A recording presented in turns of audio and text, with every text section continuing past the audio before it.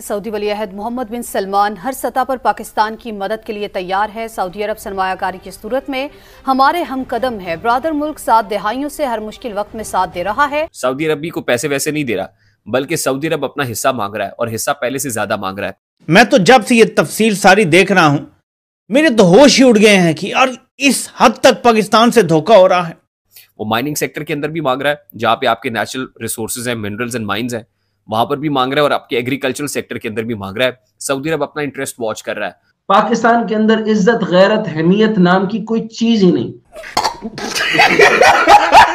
पिछले चंद रोज से हम देख रहे हैं कि सऊदी अरब की अगर बात की जाए, मिडिल ईस्ट की बात की जाए, तो एक बड़ा सुनहरा सा ख्वाब दिखाया जा रहा है कि सऊदी अरब से बड़ी सरमायाकारी आने वाली है। और मैं आपको ये बता दूं कि जो सरमायाकारी है ये सऊदी अरब की कंडीशंस पे होगी, और ये कैटेगोरिकली ये एस्टैब्लिशमेंट को भी कन्वे कर दिया गया है, हुकूमत को भी कन्वे कर दिया गया। वैसे तो हुकूमत माने नहीं रखती, एस्टैब्लिशमेंट को और chief of the army staff जो आसिम मुनीर को कैटेगोरिकली ये बयान कर दिया गया, बता दिया गया है कि जो होगा वो हमारी टर्म्स एंड कंडीशंस पे होगा। पैसे चाहिए, ये पैसे आपके पास है। বন্ধুরা, আমি দীপ আর আপনারা দেখছেন আপডেট ইন্ডিয়া। বন্ধুরা, আপনারা তো জানেন পাকিস্তান ডলারের গন্ধ পেয়ে আর ডলারকে নেওয়ার জন্য পাকিস্তানের প্রধানমন্ত্রী শাহবাজ শরীফ আর পাকিস্তানের আর্মি জেনারেল বা পাকিস্তানের আর্মি চিফ তারা কিন্তু সবাই সৌদি আরবের কাছে নিজেদের পোশাক খুলে সামনে পেতে দিয়ে বলেছে, আল্লাহর নামে আমাদের দেশকে বাঁচানোর জন্য আপনারা দিয়ে দিন, আপনারা কিছু না দিলে আমরা চলবো না। আপনারা জানেন এই গত 2 মাসে পাকিস্তানের শাহবাজ শরীফ কাটরা শরীফ কতবার সৌদি আরব গিয়েছে, পাকিস্তানের চিফ আর্মি চিফ কতবার সৌদি আরব গিয়েছে, এমনকি তারা যে কি এখানে ব্যবসার জন্য কথা বলে এসেছে সেটা তারা ওরাই জানে। কেননা অনেক ইন্টারেস্টিং একটি ব্যাপার, কেননা পাকিস্তানের যে ডেলিগেশন টিম সেটা কিন্তু অনেকবার সৌদি আরব গেছে, এমনকি সৌদি আরবের ডেলিগেশন টিম তারা কিন্তু পাকিস্তানের ভেতরে এসছে। এই আসা আর যাওয়া ব্যাপারটা কিন্তু অন্যবারের তুলনায় বা প্রতি বছরের তুলনায় এবার একটু বেশি।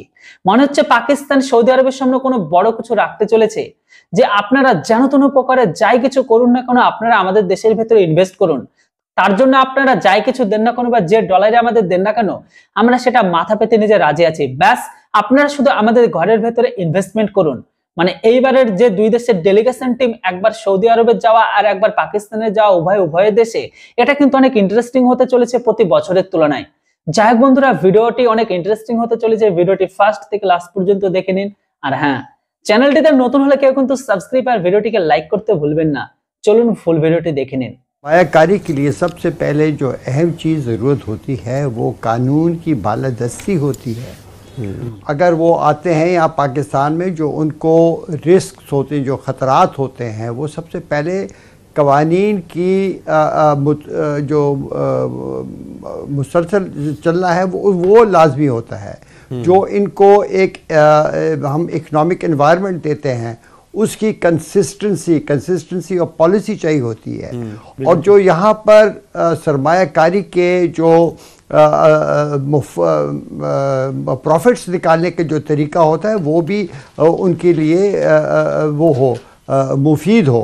पाकिस्तान में इन सब एंगल से अगर आप देखा जाए तो यहाँ पर हमारा जो एटमॉस्फेयर है वो ठीक नहीं है। ये वही टेम्परामेंट है जो सऊदी अरब का है। वो कहते हैं भाई बाकी बातें ना करो, पैसे चाहिए ना, ये लो पैसे, काम मसी आप कर लांगे। यही मामला पंजाब के लोगों के साथ है। यहाँ पे जो हुकूमतें आती है उन्हें पैसे दो, इनको रोटी सस्ती कर दो, बाकी मामला हम खुद ही देख लेंगे। और ये एक माइंडसेट है, वो कहते हैं ये पीनट्स हैं, ये दे दो इनको, ये कीड़े मकोड़े खुश हो जाएंगे। बाहर के जो हम इन्वेस्टमेंट पाकिस्तान में लाने की कोशिश कर रहे हैं वो तो अपनी जगह पिछले 2.5 साल से जो मौजूदा यहाँ पर फॉरेन इन्वेस्टर्स हैं वो पाकिस्तान को छोड़ रहे हैं। अब बड़ी बड़ी कंपनियां जा रही हैं, इनमें से सबसे नुमाया तो शेल था। शेल तो ग्लोबल 500 कंपनीज में से है, और अगर वो चली गई है तो उसने एक ऐसे तासुर पैदा किया है बाकी नए इन्वेस्टर्स के लिए कि वो नहीं आएंगे। देखें, आप किसी भी मुल्क में चले जाएं और जाके वहाँ आपकी बिजनेस क्लास को कहें, अब ये जो 30 कंपनीज हैं ये कोई गवर्नमेंट ऑफ सऊदी अरबिया तो नहीं है ना, ये प्राइवेट कंपनीज हैं, प्राइवेट एंटिटीज हैं, इनकॉर्पोरेटेड।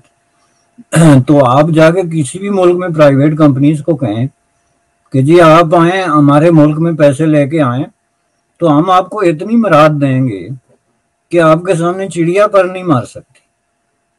आपको जो है औने पौने दामों हम अपनी ज़मीन जो है वो लीज करेंगे, आप पे टैक्स नहीं लगाए जाएंगे, आपको जो है वो वीआईपी प्रोटोकॉल दिया जाएगा, आपके सरमाए को जो है वो सरकारी तहफ़्फ़ुज़ दिया जाएगा, जिसके लिए हमने काउंसिल बनाई है जिसमें हर काबिल ज़िक्र आदमी शामिल है।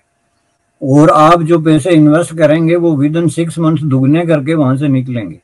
तो वो कौन सी सरमायाकार कंपनी है जो कहेगी जी नहीं हम ये नहीं करते?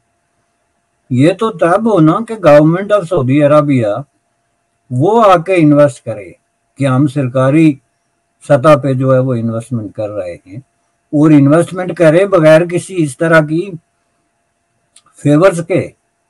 ये तो मुल्क को बेच रहे हैं, वो औने पौने दामों जमीन बेच रहे हैं औने पौने दामों। तो उसको उन्होंने जो है एक अपने वही रेज्यूमे पे एक जाली पोर्टफोलियो में एक जाली एंट्री डाल दी कि जी हम जो है वो $10 बिलियन की इन्वेस्टमेंट ले आ रहे हैं।